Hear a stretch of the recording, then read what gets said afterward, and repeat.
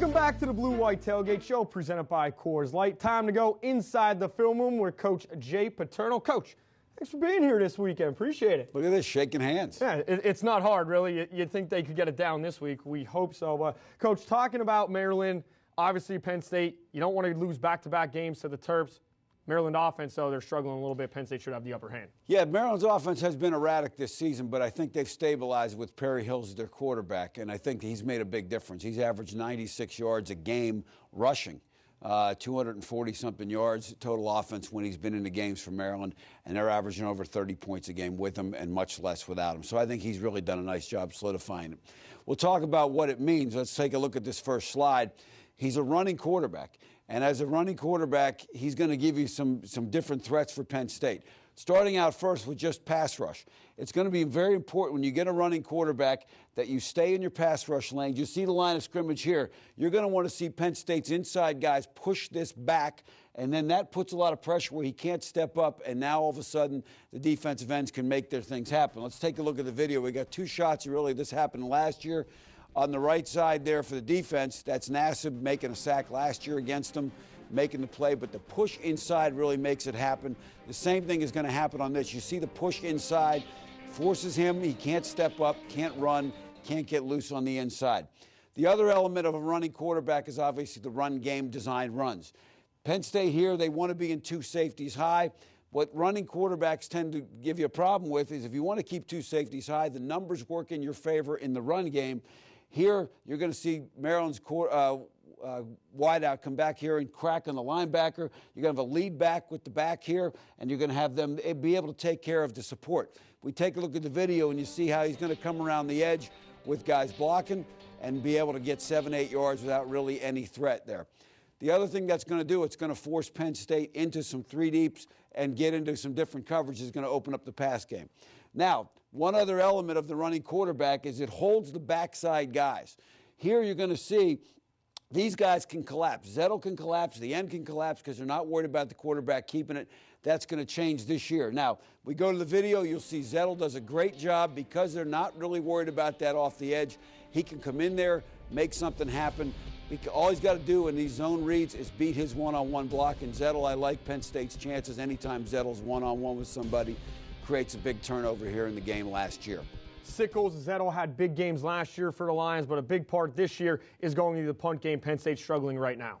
No question. And a struggling punter who kicks the ball out of bounds right now, that might be an advantage for Penn State this week because Will Lively, Maryland's punt returner, is extremely dangerous. One of the keys is going to be, if you're a fan watching the game, how quickly can these front guys protect and get out? Here on the first one, we'll take a look at the video on the first one from last year. You're going to see that ball. There's guys from Penn State. They're out and down the field unblocked, so Will doesn't have a chance to even get started. The next one you're going to see, we get another shot of it here. The next one you're going to see now, they get a chance. They're not quite as open. Will Lively makes a guy miss. They don't make the tackle. He makes a nice return, sets Maryland up for the game-winning drive. Yeah, that set up the long field goal that the Terp kicker was able to hit. This year, though, a little bit different situation for the Terps on defense. A lot of struggles. Penn State should be able to take advantage. You think. Penn State's got to do a better job. They have underperformed against most of the defenses they have played statistically based on those teams' history. We'll take a look at Maryland now. We go to the first slide. Number 7 for Maryland is a guy to keep your eye on. Last year, he had a sack in the game. Here, Penn State runs a play-action pass where they're bringing not only a guard to block him, but also a back off the fake to block him. We go to the video. You see how relentless he is. He recognizes what's happening, gets around the edge, makes a sack, and if Penn State's going to have any success, they're going to have to protect Hackenberg on this one. You'll see the video, another shot of it right there. Now, for a fan at home, one of the things you want to notice early on, Hackenberg was limping a little bit last week in the game. Got to see how mobile he is. Because what that does when you have a quarterback that can come out on play-action fakes, it slows down the backside pursuit. You're going to see on this play last year, they make the handoff to the running back, and that end barely stops. He's right down there to get on the play. Take a look at this on this video coming up. You're going to see the backside end goes. He gets in on the play, makes something happen. So if Hackenberg's not able to move, it's going to be difficult. Same thing in the pass game. A quarterback that's a little bit hampered, can't move, they're going to know where he is. They're going to know where the launch point is. They're going to be able to attack the pass protection and get to him and make sacks.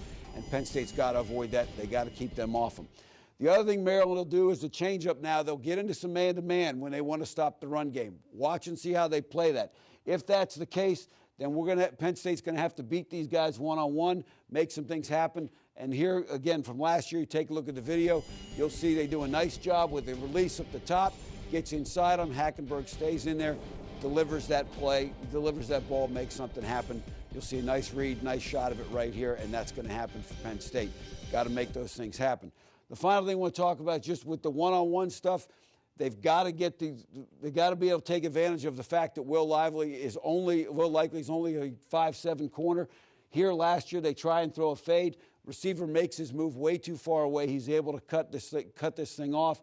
Also, splits are important. When you give that tight split inside the red zone, they know what's coming. Take a look at the video, and you'll see how far away he makes his move, and now the corner's able to cut it off and make the play on it and gives Penn State problem in the red zone. Last year, field position was a big thing, not only on Penn State's punt problems, but also with the turnovers they had.